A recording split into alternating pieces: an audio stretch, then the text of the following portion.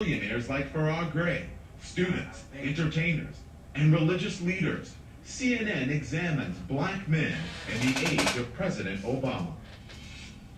Good evening, everyone. I'm Don Lemon. This is a big issue we know. So we start tonight with a topic that kept coming up as we researched and discussed black men in the age of President Obama, and that is family. Angela Burton Murray joins me tonight. She is the editor-in-chief of Essence Magazine. And Angela, Essence Magazine finds that 70% of black children are being raised by single mothers. It's a big issue. It is definitely a big issue. And, as you think about what's going on right now, the idea that a year ago, we were all so hopeful within the African American community that the election of a black president was going to usher in a new era for this community. But the stark reality is there are challenges that are Herculean that people are having to deal with. But black men are telling us in the Essence.com poll that 87% of them feel more hopeful than ever and that their lives will change under this new president. And Angela, the men in our panel say it's really just the image of the president with an intact family will make all of the difference. So right now, black men on the black family. When you see someone like President Obama with his two children and his wife, an intact family unit, is it just about what you see, or does the message go deeper than what you see on the television? I'm going to say about the black family and single parents. It's really funny that my pastor did a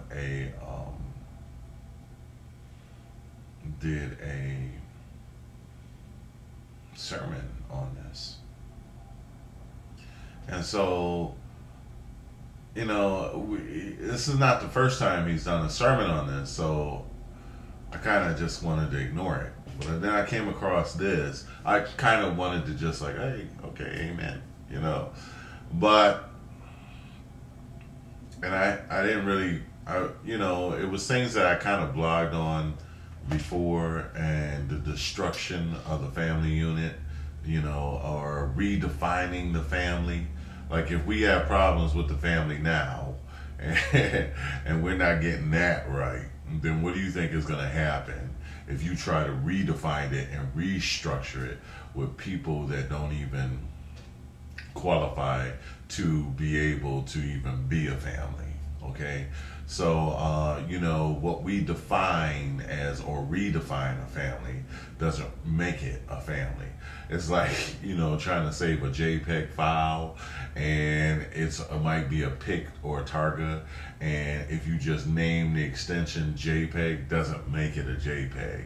It's the actual data that's within it that has to make it a JPEG. So you have to switch it to actually be a JPEG in order for it to actually be a JPEG. So if you label a file a JPEG and it's a bump, BMP, it doesn't make it a JPEG. Okay, so just because you label something as a family doesn't make it a family. Okay, a family is made out of a man and a woman and kids. That's a family. Okay, a man and a woman. That's marriage. That's a family. Okay, you start to try to destroy or tweak or break it down or rearrange it, it is not a family. And so the thing about it is we change, but God doesn't change. And so the original unit of what a family is has to be maintained if you want to have success in that. Because God has set the roadmap of what the success is. And the success of that is in the Bible. Adam and Eve, okay? Now, we talk about the Bible, but typically I will say again and again, it doesn't matter whether you believe it or not, it's still going to be true. And the truth is exactly what it says in the Bible. So a marriage is a man and a woman, and they will become, in Genesis it says, a marriage is between a man and a woman, and they become one flesh. Scientifically, if you have a homosexual marriage or a homosexual arrangement or whatever you want to call it, they cannot become one flesh. A man and a woman can become one flesh through marriage because they can also procreate, and that is also one flesh. But spiritually, what happens in scientifically and physically already happens because you have the right parts to make it happen. Okay? Homosex is not one flesh. You actually cannot combine. You cannot combine to be one flesh with homosexual. The parts are not designed, the sexual parts are not designed to be engaged. There is no such thing as a homosexual organ. It's only heterosexual organs and heterosexual, male and female. There's only heterosexuals. Homosexuals have heterosexual organs, period. There is no third sex. There is no homosexual organ. Okay? Yeah. Now, some might have both, but they're still heterosexual. Okay? All right. So they cannot physically, so the truth is the truth, they cannot physically actually combine. If you have two penises, they're never ever going to equal one. Like with a male and a female, they're never going to be like this. When a male and a female is engaged in sex, they literally are completely engaged and completely one. Okay? Whatever. It only works that way. Okay? Anything else don't work. It's not real sex. Okay. That's reality. Don't get mad at me. Okay?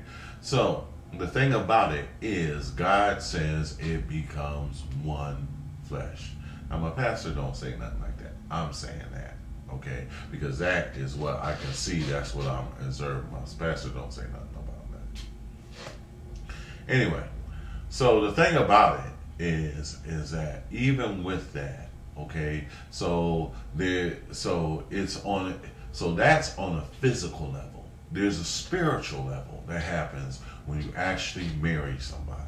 When you are married, if you aren't married, I don't care if you have been with somebody 10, 15 years and y'all don't actually get married, you are only spending time with that person.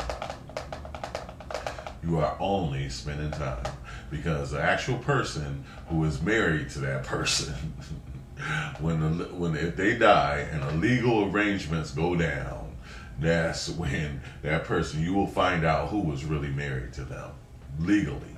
Okay, and that's what other people, homosexuals, basically want. They want money. They want the legal rights to somebody else for spending time with them. But spending time with somebody is not marriage, and marriage can only be sanctioned spiritually and is made physically to only work a certain way. And with that, there is a purpose, and the purpose of it is to regenerate and create life, period. And to create and replenish the earth. Okay? God has all the equipment made in a woman to replenish it. Not no intravenous test tube, baby, nothing. Ain't none of that even necessary or needed. That's just somebody trying to change the rules to their purpose. Okay, so I said all that to say this: the most important thing, which is becoming one flesh. This is the major problem. You are born a woman, and a man is born a man. But when you get married, you become one flesh. You become a whole new entity. Okay? Your genes are spiritually, physically, everything through marriage. When that person becomes, you are no longer the woman, you are a wife and a husband, and that becomes one unit, a family. A family. There is no such thing as a single parent. A single parent is just somebody is just missing. That's all it is. Okay, it's just somebody missing. Now I understand there's situations and people going through there. I'm not judging you. I'm not saying how you got there, but that is not the role model of the way it is supposed to be. So esteeming the single parent as being the most beautiful thing, and oh, you're doing great. You know, it's good you can take care of your child, but that's not how it's supposed to be. That is not the role model. Okay. Period. Now, if you don't like that, don't get mad at me. You know, that's just the truth. Okay.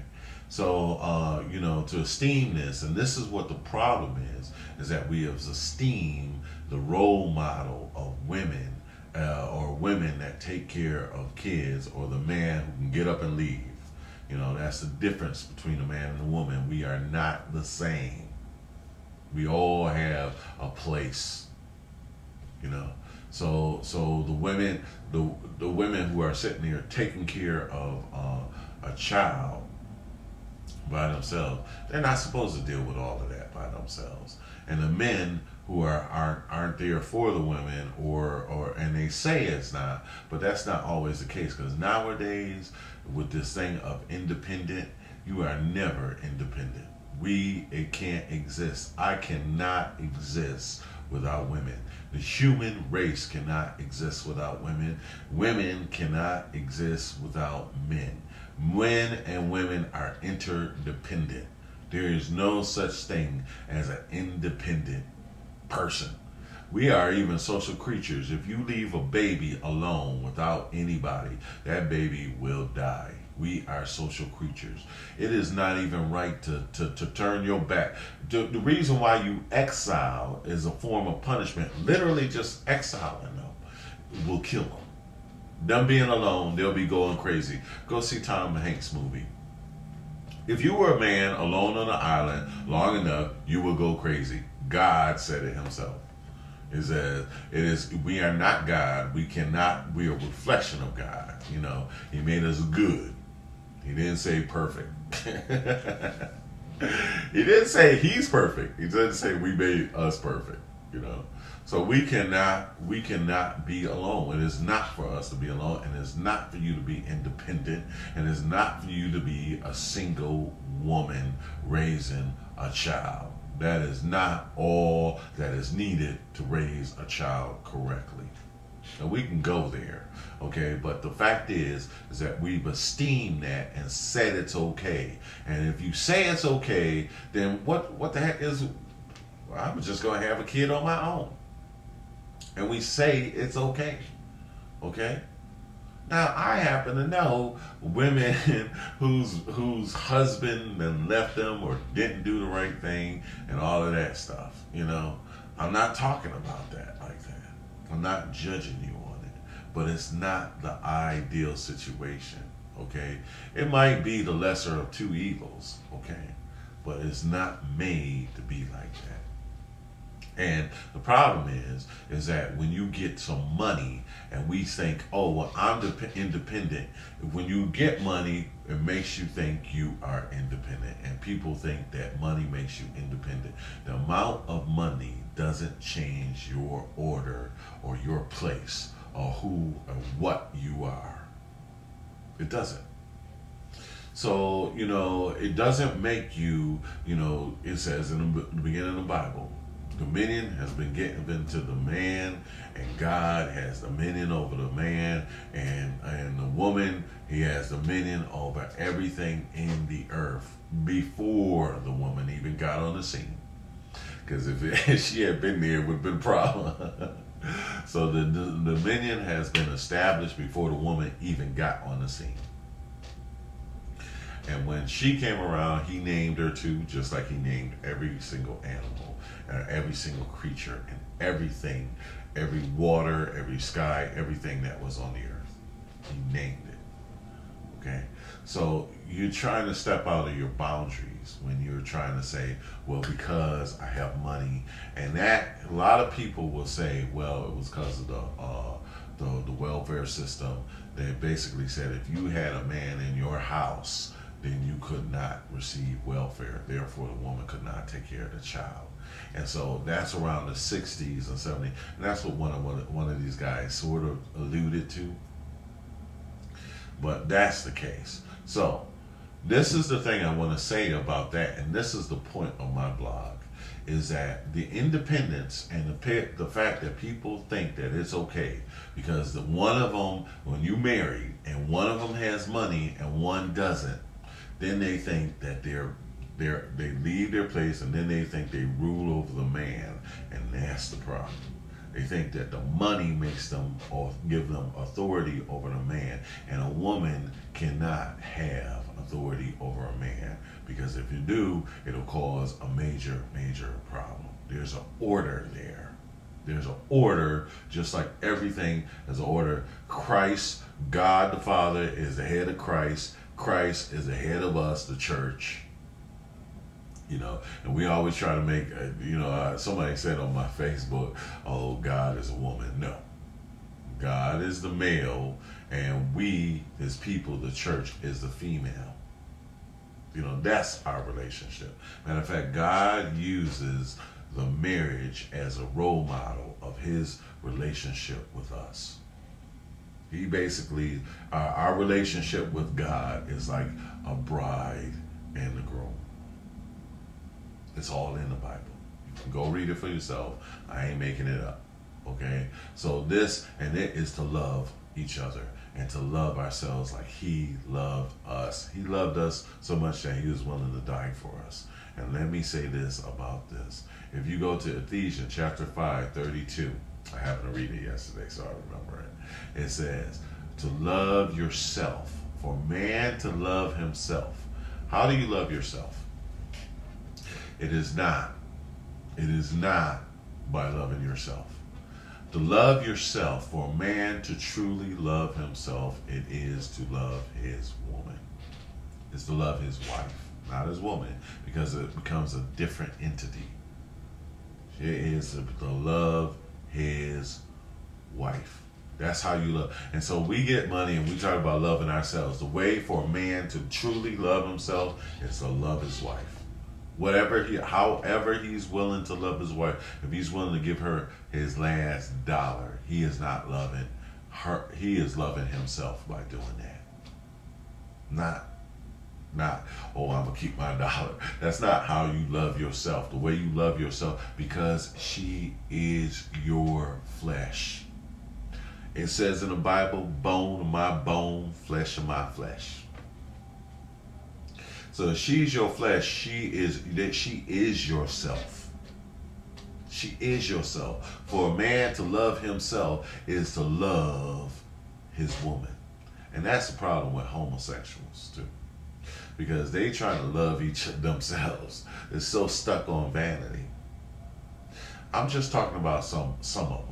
Okay, some of them that I have known, they're just all into their looks and all into how beautiful they are as themselves. When that's not really love for yourself. Basically, if you sit and trying to love yourself, it is because you hate yourself. Because if you don't love your woman, you hate yourself. It is something about you that you are hating. It's the reason why you can't love your woman. And it really is. Is that if you hate a woman, if you are hurting a woman, it's some problem that you have. Now, I ain't gonna mention any names, okay? But it just popped in my mind.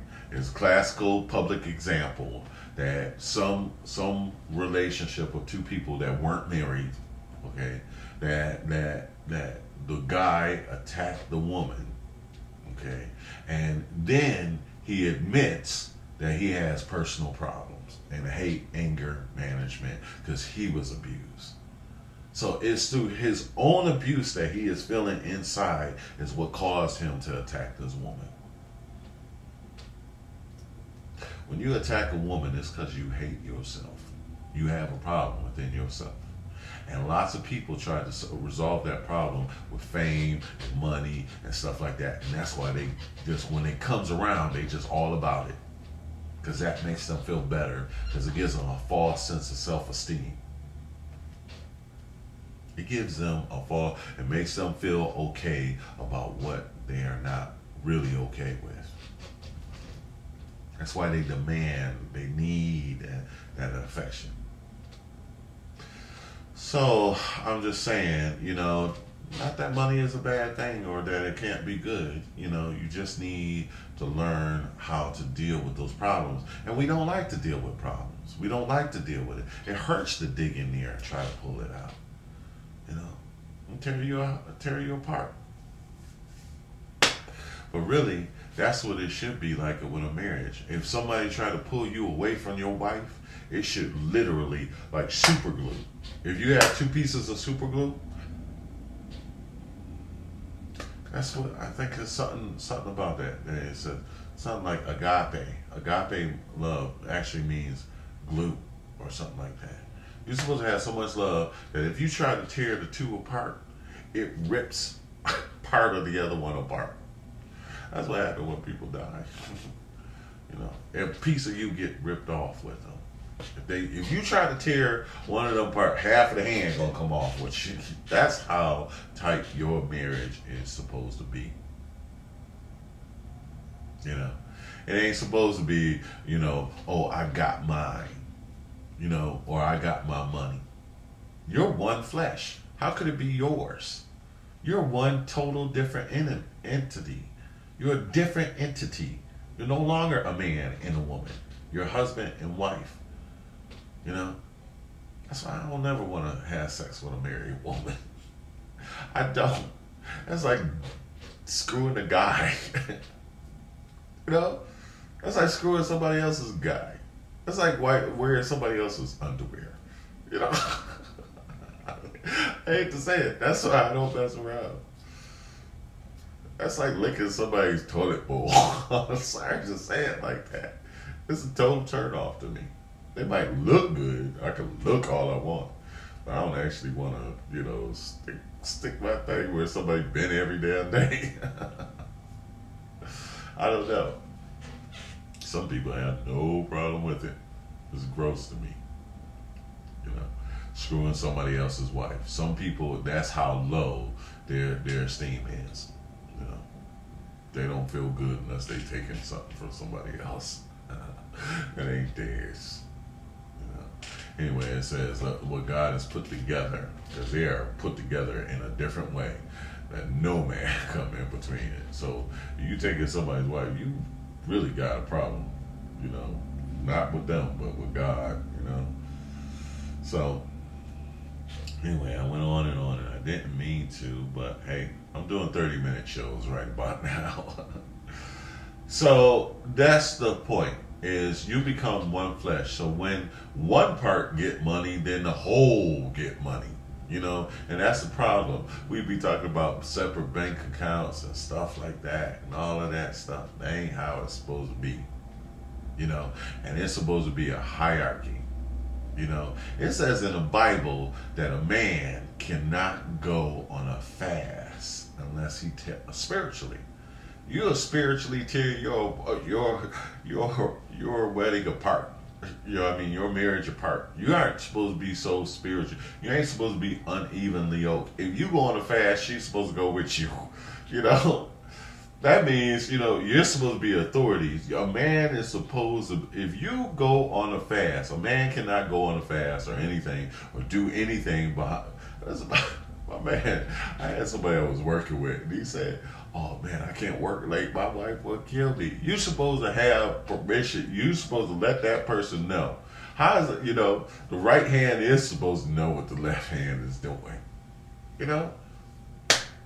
You're supposed to do those things together. That means if you have a bank account, you're supposed to have permission to go into it.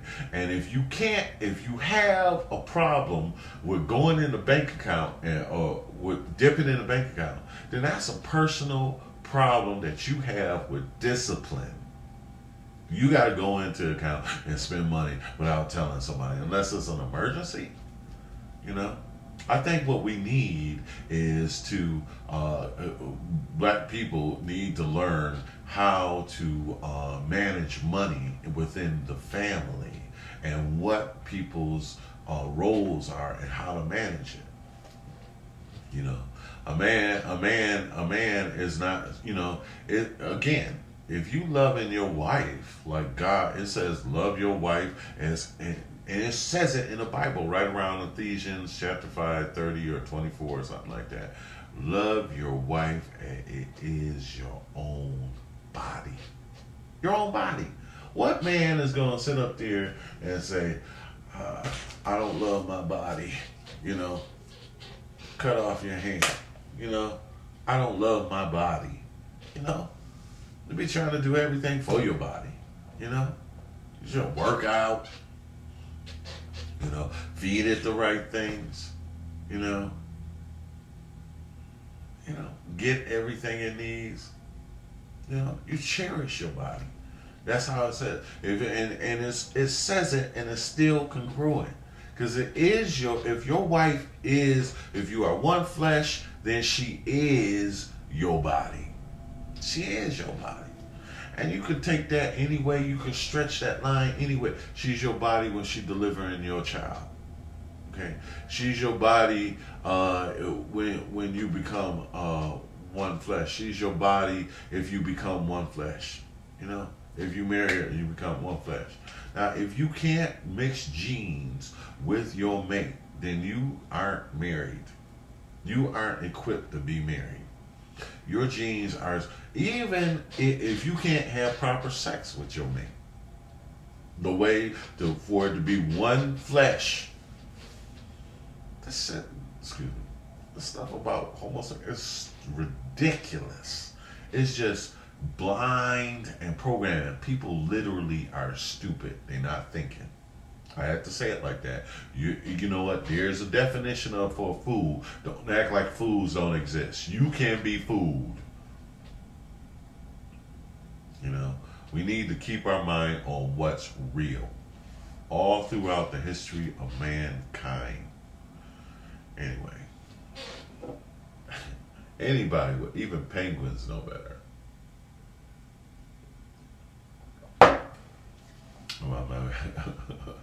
My man got mad at me because I told him about that book. Don't teach your child nothing about, oh, this is homosexual and even penguins do it. That penguin found him a woman and beat that other homosexual penguin's butt and had some kids. You know, they was just roommates. Y'all had it mixed up. You know. And that's the one thing I want to talk about.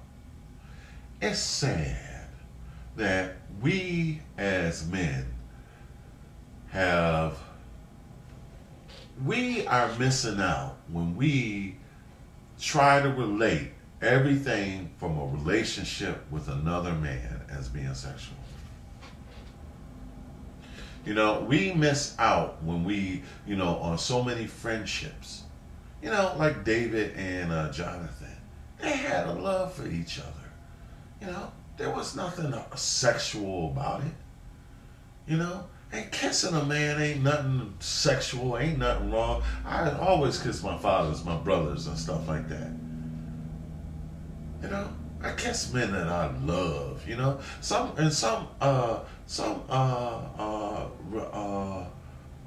relationships. And so if you don't know them, you kiss them on the cheek, or if you just found out they're a member of your family, you kiss them. Or, we destroy the relationship, the good, healthy relationship that we are supposed to have, and the bounding love between men. We destroy it by trying to make it all homosexual. It depletes us. It depletes us of who we are as men. We're supposed to have a love, a camaraderie, a brotherhood. You know, there's all kinds of relationships, and we're just trying to make it sexual. That's sick. You know, just that.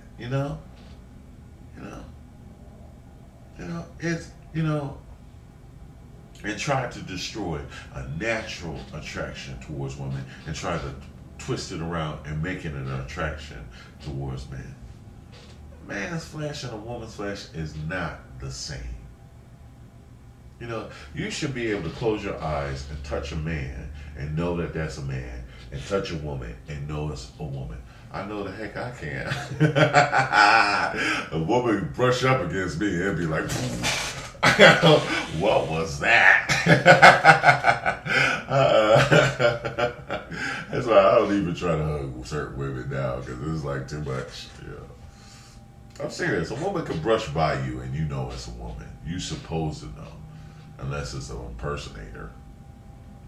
Anyway, so I wanted to say that, and I wanted to say one other thing about that. That's 30 minutes. So God bless you all. Love you all.